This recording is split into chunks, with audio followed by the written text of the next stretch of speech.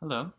Before I get to my thoughts on what, believe it or not, is my most anticipated trailer of the year, I just want to remind you that I wrote a book, that the link to buy the book is right down below in the description, and it is called Cupid Takes a Holiday, and it is about Cupid stepping back, taking a step back from his work of shooting people to examine what happens after the shot is taken, how the love story plays out or doesn't. Um, and thereby getting a sense of what the point of it all is. He doesn't typically have time because he's got to go shoot someone else.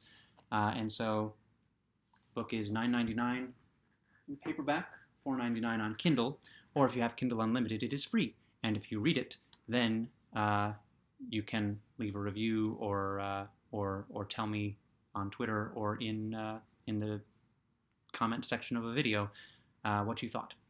So I just wanted to get that in before I talk about this unfortunate trailer.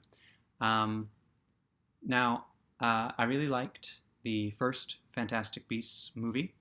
The second one ended, and once I started being able to think again, I decided, okay, well, there's three more that are going to potentially make that make sense. And my immediate response to this trailer once it ended was, this is not going to make the last one make sense. Now maybe it will, but that's just, my hope. The last three will make it make sense. What seems to be the reality, there might not be three more, and this one is not going to make it make sense. So that's where I started. Now I mentioned it was my most anticipated trailer of the year, more than say all the the Matrix ones and the others from other movies. Despite everything, I still hold out hope, as mentioned, for this entire world, the wizarding world, and getting quality stuff, stories, and interesting characters from it. And I also, a lot, because the last movie was so not good, there's a lot riding on the next one, and I wanted to get a sense of where that would go. And I don't really get a sense of what this movie is about, other than being a continuation of that story and leading up to the Grindelwald-Dumbledore duel. I don't really get a sense of what this movie is about from the trailer. One of the things that I was curious about was Mads Mikkelsen as Grindelwald, and we don't get a lot. We don't hear a lot. We get more seeing him than hearing him.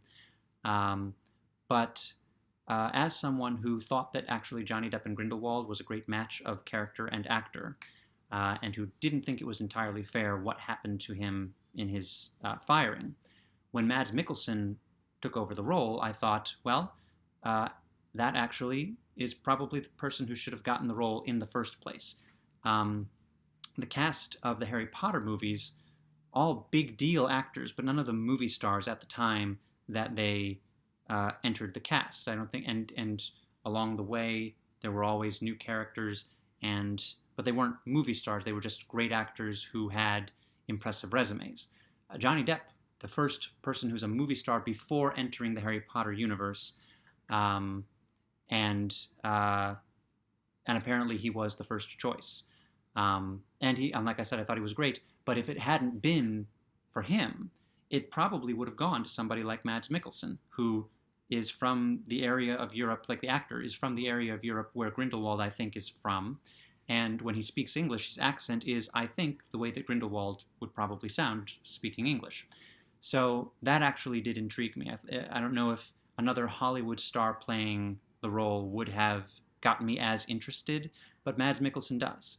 And, he does some interesting things in the trailer. There's him pulling a memory out of Yusuf's head, and there's a much more interesting shot of him in the announcement trailer for the trailer, where he's just kind of he's like relaxing on a it looks like he's crowd surfing in a mosh pit. Much more interesting than anything he does in this trailer. We only got a little bit of his talking, and I couldn't get a sense of if he was putting on an accent or if it was his natural accent. But but that's one of the reasons that I was curious. Um, Now, I mentioned that all the actors who were not major stars but just impressive actors when they became Harry Potter cast members, and how there were always in each movie there was a new character, a couple new characters, etc. But there was that foundation, that big foundation of characters who were always there. The core staff of Hogwarts, the core student, mostly the Gryffindors and the Weasleys, those groups. Um, and one of the things about these movies that is not that is that they keep introducing new characters, but they don't really have a firm foundation. The only, from this trailer, the only two characters in this trailer who had prominent roles in the previous two movies are Newt, in both of the previous two movies, are Newt and Jacob. And they're a great pair, but, Dumbledore joined the cast last movie. Queenie didn't seem to be in this trailer very much. Tina wasn't in it at all. And my two favorite characters from the last movie, Lita Lestrange and Nagini, were not in this trailer. And I should say Credence. I forget the Credence, to include Credence in this, because he died at the end of the first movie, but he didn't die. And then he came back, but as a slightly different character, I guess. I don't know. He had some cool moments in this. But, they introduced Bunty, the assistant, in the last movie, and now apparently she's going to have a more prominent role. I was confused as to why she was even in the last movie at all. And now she's going to have a more prominent role. They introduced Eulalie Hicks, who I believe is a professor at Ilvermorny School of Magic in somewhere in Massachusetts, and she's going to have more of a role in this movie. And that's fine, but are they replacing Tina and Queenie? Is Queenie going to have more of a role, but it's going to be in scenes with Grindelwald, and that's why we didn't get much of either of them. That is probably the case. But the Fantastic Beasts franchise does not have a firm foundation of characters that we can then build on. It has two people, apparently, who are the center of the franchise, and it's just going to be a grab bag of whoever going forward. And it's hard to stay attached to it like it was with the Harry Potter movies. You knew that 20 characters that you loved from the last movie, you knew they were going to be in the next movie. More than that, but that's just an approximation. And so there's less to hold on to here. Other things in the trailer. There's a tag on at the end featuring Jacob. They gave him a wand, and he's a muggle. And I don't know what the purpose of giving him the wand is. It's Dumbledore's idea for him to have a wand. I don't know if he's going to do magic. I hope not, because first of all, it's a magic fantasy franchise, so I want it to be about the magic people. But also, in that, to have the outsider perspective, leave him an outsider. Don't give him the same superpowers. Make him useful as an outsider. It's something that he brings that none of the magic people bring. Something like that.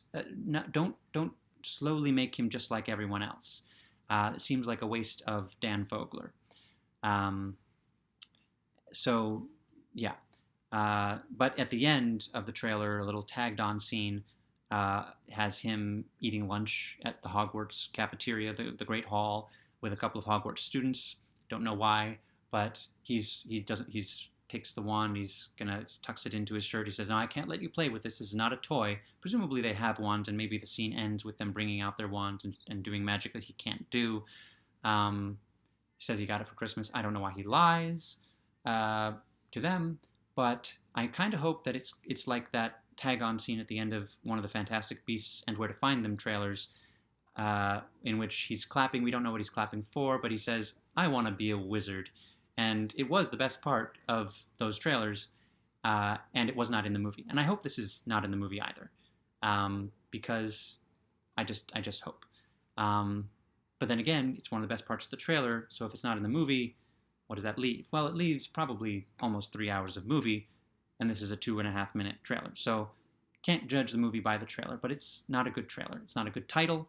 Crimes of Grindelwald was not a good title. Secrets of Dumbledore is, I think, a title that is meant to try to suggest to people who need Dumbledore to come out in the text as gay, or be made explicit in the text. I think this title is just to appease them, and I don't think that we will learn any more about the secrets of Dumbledore in this movie than we saw Grindelwald committing crimes in the Crimes of Grindelwald. Gone are apparently the interesting titles, like, for instance, Fantastic Beasts and Where to Find Them. I was looking forward to this trailer. I wanted it to make me excited again. It didn't. It looked pretty, and I will see the movie, and I will probably like the movie enough. If there's a home viewing option when it comes out in theaters, I might choose the home viewing option instead of going to the theater to see it. But I also, if there probably won't be, it probably would have been announced by now, and it might be what brings me back to the theater. But it's what appealed to me about the first movie is dwindling. What appealed to me about the second movie doesn't seem to be there. Like I said, no Leta Lestrange, no Nagini, barely any Queenie. The franchise is going in the opposite of the direction that I would hope it would go into, and the creators of this franchise owe me nothing.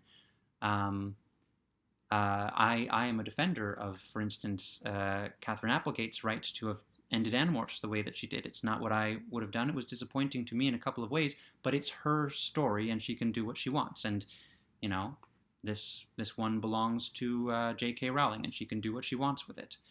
And I will appreciate it for what it is. And maybe it is right that I, as I get older, am less impressed and drawn to the magical fantasy thing, but not necessarily. That is not necessarily how it should be.